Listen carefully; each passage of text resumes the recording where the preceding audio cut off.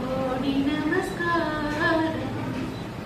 மொழியானாலும் உன்னை கொஞ்சி கொஞ்சி பாடிடுவேன். இன்று சற்றையெல்லாம் அறிந்ததப்பா, இன்னும் சாந்தி நிறைந்ததப்பா.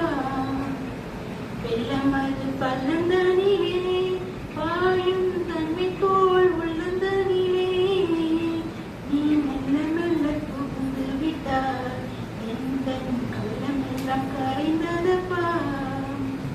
நெஞ்சமதில் கோவில் அமைத்தேன், அதில் நேர்மை என்னும் தீபம் வைத்தேன். நீ செஞ்சிலம்பு கொண்டு வா முருகா, சேவல் கொடி மயில் வேறா. ஆடுபாடி வீடுடையா, எனக்கு ஆறுதலை தரும் தேவா. நீ இருமையில் ஏறி வருவாய் முருகா, எங்கும் நிறைந்தவனே. மயில் வாகனனே முருகா, சிவபால சுப்பிரமணியனேவா.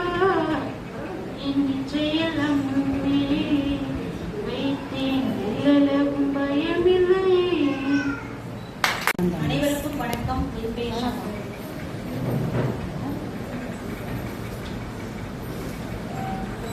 கணவனுக்காகவும் குழந்தைகளுக்காகவும் பெண்கள் தங்கள் வாழ்வையை தியாகம் செய்கிறார்கள். ஆண்கள் குடும்பத்திற்காக வெளியில் சென்று வேலை செய்தால் பெண்கள் நாள் முழுவதும் குடும்பத்திற்காக வீட்டில் உழைக்கிறார்கள். படித்த பெண்கள் ஆண்களுக்கு சமமாக பணியாற்றி குடும்ப முன்னேற்றத்திற்கு பாடுபடுகிறார்கள்.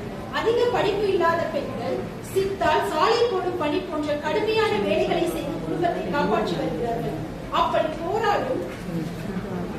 போராடும் பெண்களுக்கு இன்றைய சூழலில் பாதுகாப்பு என்பது கேள்விக்குறியாகவே உள்ளது. 70% பெண்கள் குடும்ப வன்முறையால் பாதிக்கப்படுகின்றனர் என்று சொல்கிறது ஒரு தகவல். இது மனச்சோர்வு மற்றும் தற்கொலைக்கு வழிவகுக்கிறது. தாயாக, மகளாக, அக்காவாக பார்க்க வேண்டிய பெண்களை பூமி இது. பெண்களை போற்றும் பூமி இது. இறைவனின் படைப்புகள் யாவுமே பெண்ணாக பார்க்கப்படுகிறது. ஆனால் இந்த சமுதாயம் பெண்களை பாதுகாப்பாக வைத்துள்ளதா என்பது கேள்விக்குறியாகவே உள்ளது.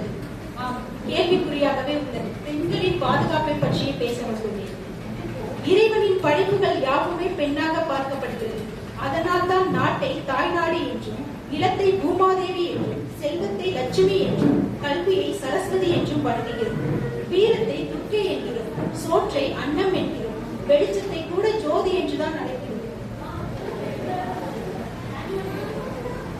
இவ்வளவு ஏன், உலகத்தில் அனைவரும் தேடும் நிம்மதியை கூட சாந்தி என்றுதான் அழைக்கிறோம். இல்லாத அகத்திருக்க இல்லாதது எதுவும் இல்லை என்பார்கள். அதுபோல இன்பமும் மகிழ்ச்சியும் தந்து உலகை விளக்கிக் கொண்டிருப்பவள் பெண். பார்க்கும் பொருள் யாவற்றிலும் நீக்கமர நிறைந்திருப்பவள் பெண். அதை ஒவ்வொரு ஆணும் மறவாது.